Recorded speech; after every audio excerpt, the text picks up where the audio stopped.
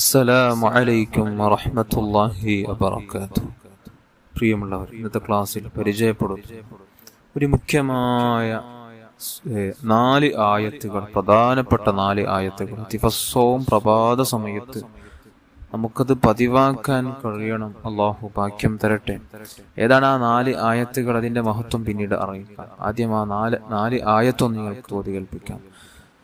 لو أنزلنا بسم الله الرحمن الرحيم لو أنزلنا هذا القرآن على جبل لرأيته خاشعا متصدعا من خشية الله وتلك الأمثال نضربها للناس لعلهم يتفكرون هو الله الذي لا إله إلا هو عالم الغيب والشهادة هو الرحمن الرحيم والله الذي لا إله إلا هو الملك القدوس السلام المؤمن المهيمن العزيز الجبار المتكبر سبحان الله عما يشركون والله الخالق البارئ المصور له الأسماء الحسنى يسبح له ما في السماوات والأرض وهو العزيز الحكيم.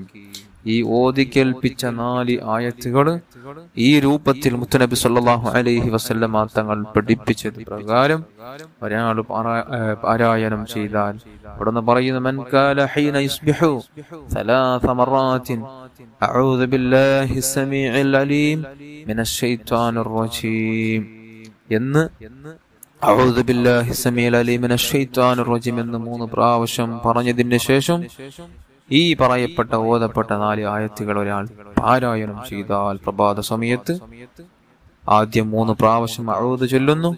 അതിൽ ഞാൻ സൂചിപ്പിച്ചത് പ്രകാരം, അതിൽ ചൊല്ലിയത് പ്രകാരം അങ്ങനെ അഊദ് ചൊല്ലിയതിനു ശേഷം ബിസ്മിക്ക് ശേഷം ഈ 4 ആയത്തുകൾ ഒരാൾ പാരായണം ചെയ്യുന്നു. എന്നാൽ വക്കലല്ലാഹു ബിഹി 70,000 മലക്കിൻ യുസല്ലൂന അലൈഹി ഹത്താ യുംസിയ.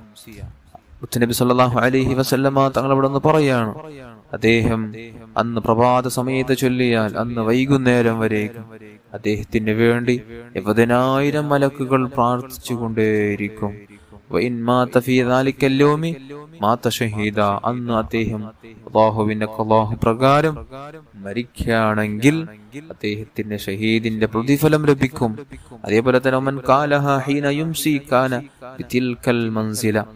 ഇതേപോലെ തന്നെ ഒരാൾ വൈകുന്നേരം മഗ്‌രിബ് നിസ്കാരത്തിന് ശേഷം അല്ലെങ്കിൽ മഗ്‌രിബ് തൊട്ട് ബാങ്കിന് തൊട്ട് മുമ്പായോ അല്ലെങ്കിൽ തൊട്ട് ശേഷം ഒരാൾ ഇതേപോലെ ഓതിയാൽ അദ്ദേഹത്തിന് ഈ പറയപ്പെട്ട എല്ലാ മഹത്വങ്ങൾ ലഭിക്കും. അള്ളാഹു നമുക്കൊക്കെയും ഭാഗ്യം തരട്ടെ. ഇതുപോലത്തെ നല്ല നല്ല വിഷയങ്ങൾ ജീവിതത്തിൽ പഠിച്ച് ഇത് പതിവാക്കാനുള്ള തൗഫീഖ് അള്ളാഹു തആല തരട്ടെ. ആമീൻ യാ റബ്ബൽ ആലമീൻ.